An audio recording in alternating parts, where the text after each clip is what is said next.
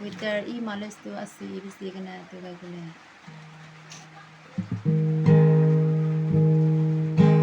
Lungwang sang be Christa runne kite gu ibisen sama bana ang tugay belay na teusa iring beting kamatana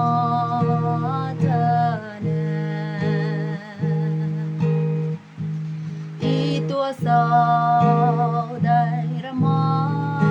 awang người ring ba be si gai ba ba trên mơ awang be za itu agu itu asal daerah awang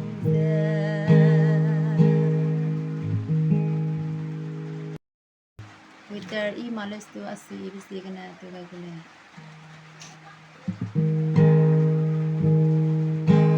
Lungwang sang be Christa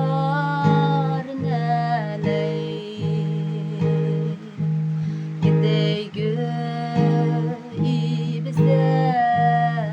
sama bana ang tugay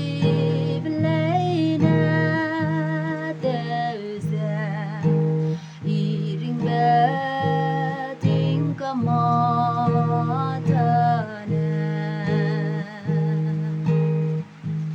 itu asal daerah awang người ring ba be si gai ba ba trên mơ awang be za itu agu itu asal